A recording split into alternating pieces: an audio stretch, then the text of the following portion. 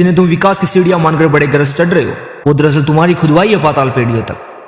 तुमने पहाड़ नहीं काटे, तुमने इस धरती का गुरुत्व गुमान तोड़ा है। देखो गौर से, तुम्हारी मशीनों ने हवा को दिशा और ज्ञान मोड़ा है। तुम्हें लगता है कि पत्थर गूंगे हैं, उन्हें जान नहीं होती।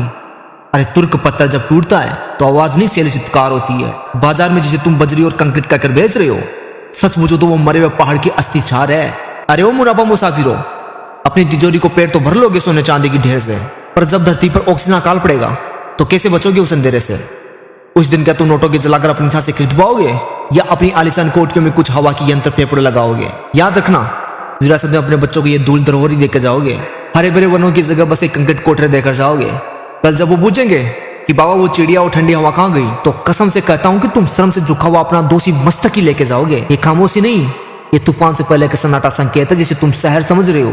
वो दरअसल उड़ती हुई रेत है। बात सिर्फ पत्थर की नहीं, बात उस धरा कवच की है जो सदियों से सीना ताड़ कर खड़ा है। याद है जब अरावली सिर्फ पहाड़ नहीं, मेघ निमंत्रक हुआ करता है, जब इसकी चोटियां बादलों को हाथ पकड़कर उनके नीचे खींच लाया करती है। वो दौर जब हरित सिंहासन पर कुदरत राज करती है, हवा में एक शीतल स्पर्श है जो तुम्हें ऐसे की ठंडक में नहीं मिलेगा। बुजुर्ग सच्ची कहते हैं कि पहाड़ नहीं है तो देवदुर्ग है। हर एक पत्थर में एक कहानी है, हर गुफा में एक काल गाता है। लेकिन हमें क्या, हमें तो लगता है कि अचल अस्तित्व कभी मिटेगा ही नहीं। हमने उसकी खामोशी को उसकी कमजोरी समझ लिया है, और यही शुरू हुई एक विश्वासघात की कहानी। फिर एक दिन पहाड़ों की नींद टूटी, चिड़ियों की चहक से नहीं बल्कि बारूद बौछारों से। शहर से कुछ लोग दानव आए, उनकी पंजों में भूख थी, एक ऐसी करणसुदा जो कभी मिटी ही नहीं। देखते देखते वो सीकर सम्राट जो बादलों से बात करता था, उसे धूल दूषित कर दिया गया।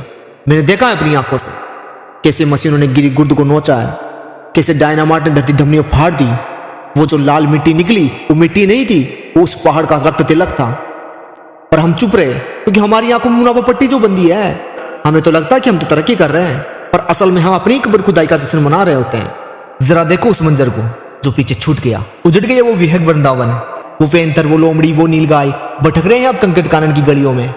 उनकी आंखों में देखा है कभी वह गुस्सा नहीं, एक मौन प्रश्न होता है कि हमारा घर तोड़कर तुम कौन सा महल से जालोगे? और पानी, अरे तुर्को पानी तो कब का पाताल प्रस्थान कर गया है। सूख गए वो अमृत आंखें, गांव के वो कोई अब पानी नहीं, सिर्फ शून्य सन्नाटा उगलते हैं। धरती का गला चटक गया, दरारें पड़ गई जैसे कोई विधवा विलाप कर रही हो। हमने नीरस त्याग की है, और सजा यह है कि अब हम बोतल बंद जिंदगी जी रहे हैं। पानी बिक रहा है और हम खरीद रहे हैं, अब अपनी ही माँ का खून हम प्लास्टिक में खरीद रहे हैं। सुनो कान खोलकर, ये जो धूल का गुब्बार आज उड़ रहा है ना, ये सिर्फ धूल नहीं, ये रेत राक्षस की आहट है। हटा दी तुमने वो पौने प्राचीर, अब कौन रोकेगा उस मरु महावेग को? थार आ रहा है, तुम्हारे घर तक है। तैयार हो जाओ श्वास संघर्ष के लिए। जब तुम्हारे फेफड़ों में सिलिका शून्य चुभेगी, तब कोई डॉक्टर, कोई अस्पताल, कोई दौलत काम नहीं आएगी। तुम जिसे रियल एस्टेट कहते हो, कुदरत उसे टेथ स्टेट बना देगी। तुम्हारे एक कांच क्रांति एक दिन ताप तांडव में पिघल जाएगी। 50-55 डिग्री जब आसमान से अग्नि अभिषेक होगा, तब समझोगे कि पहाड़ सिर्फ पत्थर नहीं, छांव छत्ते। तो अब सवाल ये है कि हम ऐसे ही मौन दर्शक बने रहेंगे, या इस विनाश व्यापार के खिलाफ अपनी आवाज उठाएंगे? जेंसु की ये कलम आज ये शपथ लेती है, हम नहीं देंगे अपनी विरासत को नीलाम नजराना, क्योंकि ये लड़ाई सिर्फ पहाड़ बचाने की नहीं, ये लड़ाई वंश बचाओ की है। जागो इससे पहले कि इतिहास में मूर्ख मानव लिखे, जागो इससे पहले कि हमारे साथ कर्ज विस्त बन जाए। वरना याद रखना, जब आखिरी पेड़ गिरेगा और आखिरी नदी सूखेगी, तब तुम ये सोना चांदी नहीं खा पाओगे, तब तुम ये कंक्रीट नहीं पी पाओगे। ये अरावली अंजाम है, ये चेतावनी नहीं, ये कुदरत फरमान है।